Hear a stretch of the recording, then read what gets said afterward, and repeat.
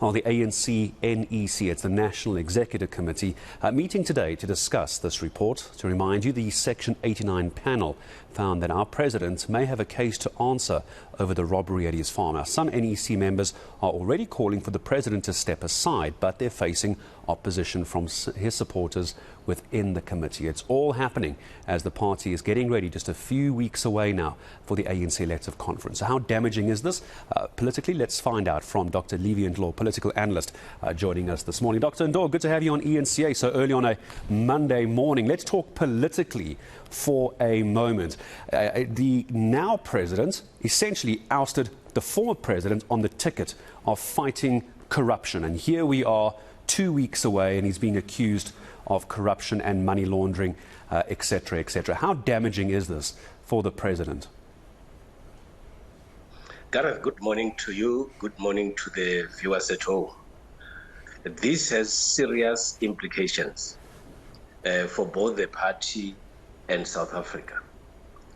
The only issue that we need to focus on is that there are a number of theories and a number of claims that are actually coming, especially from those that are seen to be in support of the president. Firstly, they talk about the report which is inconclusive, and they also talk about having to take the report for review.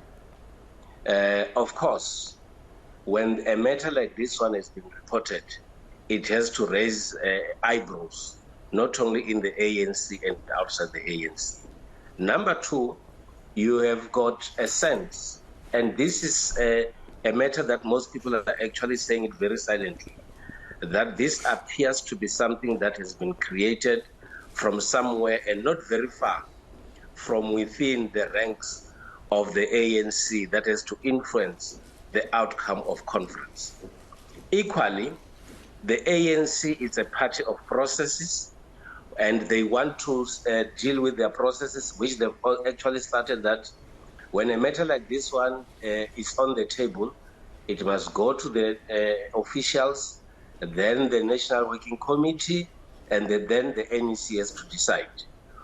On the other hand, you have got parliamentary processes that has to follow, and of course the parliamentary process started with the committee, and tomorrow a parliament has to sit to take a decision. We also have the conference which is coming in the next few days. And some see this one as a matter that came at the right timing when conference is about to take place, so that they can then be able to influence the direction that conference has to take.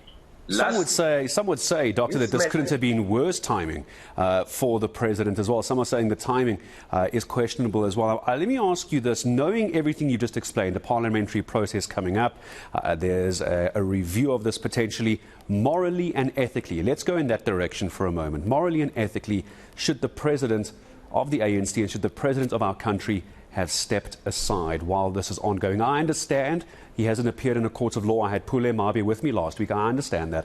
But ethically and morally, this is the president who has been flying the flag high for anti-corruption. Should he have stepped aside? If the president believes in what the panel has actually come up with, the president would have resigned, in my view. And I think this is one area that the president had actually attempted to do. Remember, last week there were talks that the president is going to talk to the nation and is actually going to resign on the basis of what the committee actually came up with. Look, Gareth, you have got an issue that relates to laws that are written down. And with the laws written down, as far as the resolutions of the ANC is concerned, the president is supposed to stay on, because they say he should step aside only when one is charged. But when you are faced with a situation like this one, as the president of the ANC, and what he attempted to do would have been to resign. But we have got a situation where when you are the president of the party and the president of the republic, you no longer live your own life. you need to consult with your party, because that's the party you join voluntarily and you want to be led by that party. You also have to listen to what the people are actually saying on the ground. And equally, as a patriot, you need to say what will be in the best interest of the country. Let me go there quickly, Doctor, as well. Forgive me for interrupting. Let me go there quickly before I say goodbye. Briefly, if you can, let's jump ahead 2 weeks, because you and I, no doubt, are going to talk a lot during conference. Does the president of the ANC stay in power after this conference? Just as briefly as you can, please.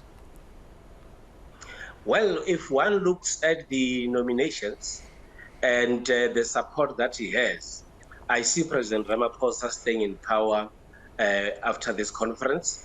And if there are any other things that have to follow, it will actually follow the processes within the party. And the dictates that society has to take, unfortunately, for now, will be the dictates coming from his party, the ANC.